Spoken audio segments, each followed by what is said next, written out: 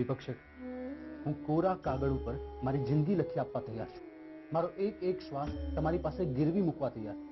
Please, મને રૂપિયા જોઈએ છે. કેટલા? એટલા કે આવતા 4 જન્મ સુધી હું ચૂકવી ના શકું. એટલે તારે એક જિંદગી મૂકીને 4 જન્મના રૂપિયા જોઈએ છે ભાઈ? સટ્ટો રમવો છે કે શું?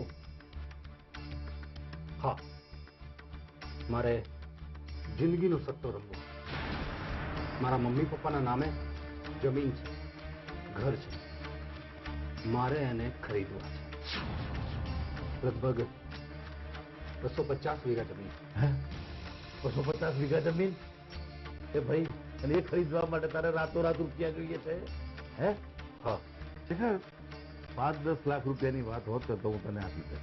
આ તો કરોડો રૂપિયાની વાત છે. એટલા બધા રૂપિયા એક સાથે મારી પાસે ન હોય સ્વાભાવિક. શેખર, તારામાં હિંમત કેટલી? ચકાસી લો.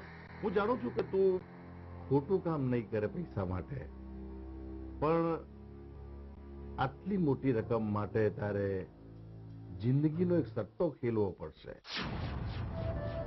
કામ ખોટું નથી, પણ આમાં જીવ પણ જઈ શકે એમ. જો કામ ખોટું નહીં હોય તો હું કરવા તૈયાર છું. ઓકે, મારી એક પ્રોપર્ટી છે, ઘણા વર્ષોથી નકામી પડી. તું એને કામની બનાવી. કહેવાય છે કે એ જગ્યા ઉપર વર્ષો પહેલા એક વ્યક્તિનું ખૂન થયું અને આજે પણ એ માણસનું ભૂત ત્યાં ભટકે છે. તું એક રાત ત્યાં રહીને સાબિત કરી આપ કે ત્યાં એવું કંઈ નથી. એ પ્રોપર્ટી વેચીને જેટલા પણ રૂપિયા આવશે એમાંથી 50% તારા. આઈ પ્રોમિસ.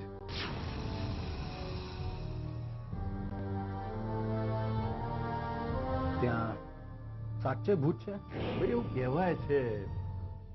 મારો એક પણ માણસ ત્યાં ટકતો નથી, અને આજુબાજુના લોકો પણ એવું જ કહે છે કે અહીંયા ભૂત થાય. જે કોઈ માણસ એ પ્રોપર્ટી ખરીદવા આવે છે એ આ સાંભળીને ભાગી જાય છે.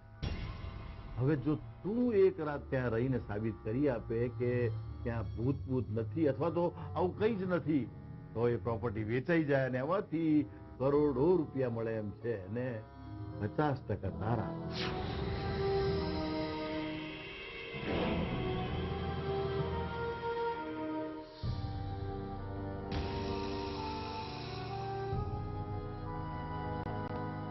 હા, હું તૈયાર છું. અત્યારે તો હું કોઈ પણ જોખમ લેવા તૈયાર છું. હું ત્યાં જઈશ અને આખી રાત રોકાઈશ. ઓકે, આ પ્રોપર્ટી વેચાશે, એમાંથી જે રૂપિયા મળશે એમાંથી અડધા તારા. Okay, all the best.